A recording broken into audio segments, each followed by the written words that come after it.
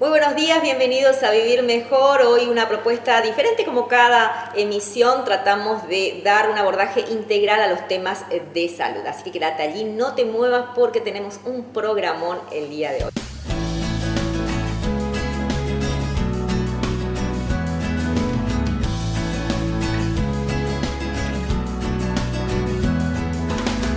Vivir mejor es pensar en lo que es bueno. Vivir mejor es cuidar la mente y cuerpo. Vivir mejor y en paz con los elementos. Vivir mejor de verdad. Siempre hay tiempo. Buenos días, doctora. Gracias por acompañarnos en Vivir Mejor. Buenos días, muchas gracias por la invitación. Un placer estar con todos ustedes en tu programa. Bien, doctora, hablar de drogas es hablar de un montón de daños que puede ocasionar a la salud, tanto, neurológica como en todo el organismo. A nosotros nos gustaría encarar precisamente todos los daños que ocasiona el consumo de estupefacientes, que obviamente invita inicialmente a que lo consume al placer, pero luego vienen los daños. Sí, así mismo. Las patologías son múltiples. Los niños vienen con múltiples patologías. Generalmente son las que derivan exclusivamente por el consumo de las sustancias y otras patologías derivadas en forma indirecta por el consumo de las sustancias. Las patologías relacionadas directamente con el consumo son especialmente las producidas a nivel respiratorio y a nivel cerebral. Sabemos que las patologías cerebrales es debida a la vasoconstricción que produce estas sustancias tóxicas, sobre todo a las cocaínas y los derivados de la cocaína, como es el famoso crack, que es el que está consumiendo en gran cantidad nuestros niños, tanto en situación de calle como niños con familias actualmente. Esta vasoconstricción a nivel cerebral produce lo que se llama la hipoxemia cerebral. El cerebro se oxigena poco y entonces va produciendo lesiones a nivel de las neuronas. Y sabemos que las neuronas, una vez que hayan muerto, no se vuelven a reproducir, como ocurre con otras células de diferentes partes del organismo, como por ejemplo en la piel. Uno tiene una herida en la piel, inmediatamente empieza a reproducirse nuevamente y a los 8 días tenemos una cicatriz, ¿verdad? Se regenera. No es lo mismo, eso no ocurre con las neuronas. Una vez que mueren las neuronas ya no son reemplazadas. Entonces empezamos a tener las patologías duales, como le llamamos nosotros, ¿verdad?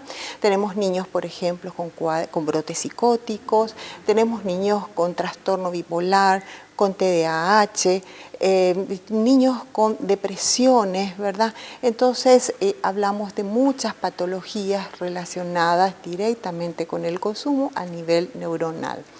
Estamos obviamente hablando de sustancias psicoactivas, ¿no? Sí. Que vamos a explicar también de qué se trata, porque cuando hablamos de drogas, en el sentido general, hay varias drogas que se utilizan también, obviamente, en el orden farmacológico.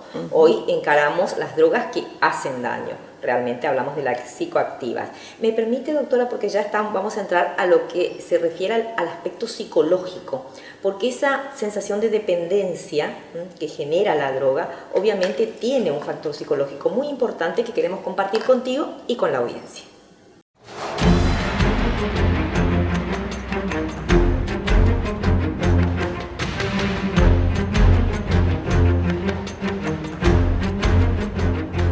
Cuando hablamos de abuso es que el consumo ya pone en riesgo de alguna manera o las relaciones o la calidad de vida de la persona o su salud.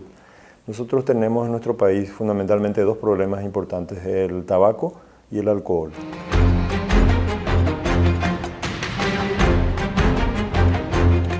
Esto que se hace habitualmente en las despedidas, en las fiestas, en algunas fiestas que se llaman fondo blanco, es particularmente peligroso.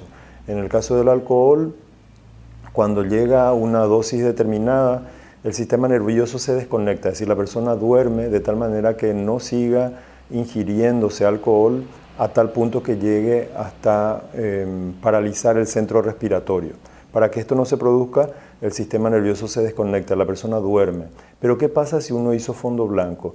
El organismo sigue absorbiendo el alcohol y se produce, por ejemplo, el coma alcohólico, incluso la muerte por paro respiratorio.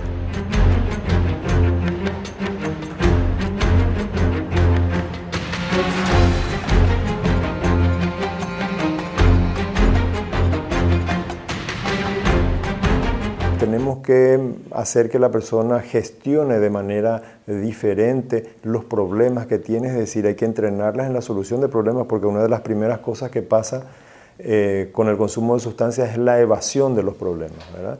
Entonces la persona con esta evasión permanente pierde la capacidad de poder manejar sus problemas.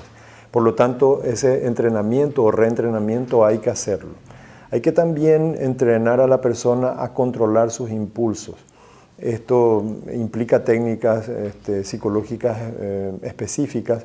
Este autocontrol también se refiere no solamente a los impulsos que la persona tiene, sino al manejo de su entorno.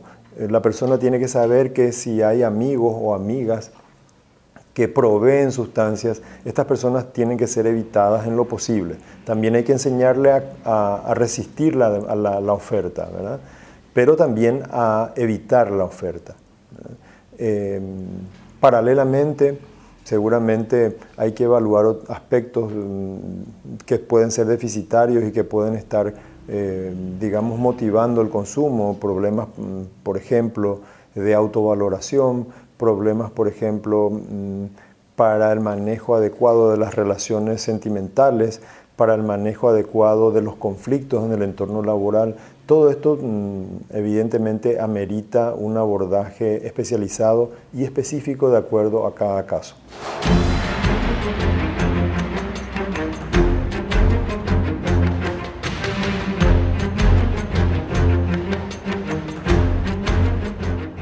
Seguimos hablando de los efectos del consumo de drogas psicoactivas, en este caso, los trastornos que ocasionan a nivel neurológico y fisiológico. El deterioro es prácticamente global, ¿no? Y tiene un proceso que decanta, obviamente, de acuerdo al sistema inmunológico también del paciente, doctora. Sí, claro. Siguiendo con las afecciones relacionadas directamente al consumo, no quiero dejar de mencionar a las afecciones pulmonares, que son muy importantes, generalmente la neumonitis acrac y también las alveolitis hemorrágicas, porque recibimos niños con hemóptisis, o sea, que están expectorando sangre. Eso ya cuando las lesiones son muy importantes. Las afecciones relacionadas indirectamente con el consumo de las drogas, tenemos el deterioro físico que presentan estos niños. Generalmente cuando consume estas sustancias psicoactivas, especialmente el crack y los derivados de la cocaína, los niños permanecen 24, 48, inclusive hasta 72 horas sin consumir alimento alguno. Entonces, por supuesto, el deterioro físico cada vez es más importante. A consecuencia de esto, tenemos niños que padecen gastritis, inclusive gastritis hemorrágica, que hace que el deterioro físico sea cada vez peor, o sea que es como un círculo vicioso, ¿verdad? Están expuestos también al tema sexual, de infecciones. Claro, la infección de transmisión sexual es muy frecuente. Sabemos que nuestros niños, tanto en situación de calle como en familia, son niños que al consumir las drogas prácticamente no tienen conciencia de lo que ocurre a su alrededor. Entonces hay muchas violencias, maltratos, entonces los niños se exponen a enfermedades de transmisión sexual. Tuvimos casos de niños de 13 años con VIH positivo en el Centro Nacional de Control de Adicciones, entonces constantemente estamos pendientes de estas patologías que puedan estar presentando a estos niños. Hablamos, la gente muchas veces que está en casa estará diciendo, ¿por qué habla de niños? Porque generalmente es el sector más vulnerable, ¿sí? Y hablamos de niños porque el consumo se da desde niños de 8 o 9 años hasta 18, que la pediatría también contempla la atención, o sea, niños se contempla dentro de la pediatría hasta los 18, creo ahora, ¿no? ¿Así es, doctora? Los niños van hasta los 13 años, a partir de los 14 años ya son adolescentes. Pero la pediatría puede tratar por supuesto, esos chicos. La pediatría trata niños y adolescentes. Entonces, desde los recién nacidos hasta los 17 años, ¿sí? No debemos olvidar también a las gestantes, ¿verdad? Tenemos adolescentes, gestantes, muchas adolescentes embarazadas con consumos de drogas, y tenemos que pensar también en el producto, en el niño que está gestando. Estos niños también bajo el efecto de estas drogas nacen con malformaciones. tanto malformaciones congénitas físicas como también las funcionales, que con el correr del tiempo se van manifestando en la parte neuroconductual de estos niños. Y los niños, digamos, son también adictos. En el caso de una adolescente embarazada que es adicta y continúa con el consumo, ¿están haciendo un niño adicto? En verdad que los niños al nacer pueden presentar lo que se llama el síndrome de abstinencia, porque el niño ya no consume después de nacido, ¿verdad? Entonces ellos producen el cuadro de abstinencia. Son niños que presentan sintomatologías como temblores finos, llantos importantes, sudoración profusa. Entonces la pediatría tiene que pensar en el cuadro de abstinencia, los niños tienen que pensar en la adicción, en los niños desde el recién nacido hasta la adolescencia, porque estamos en una sociedad bastante contaminada por las drogas. Entonces si uno no piensa en la adicción cuando nace un niño que tiene un síndrome de abstinencia, entonces podemos ir pensando en un diagnóstico neurológico y no pensar en la adicción que puede estar presentando la madre. Ya. Vamos a ir a un corte, me permite, doctora, volvemos enseguida. Hoy estamos hablando de los daños que provoca la droga a tu cerebro y, por supuesto, estamos hablando de daños irreversibles. Vivir mejor y en paz con los elementos, vivir mejor de verdad, siempre hay tiempo. Volvamos a sentir mariposas. Aprendamos a bailar como el fuego.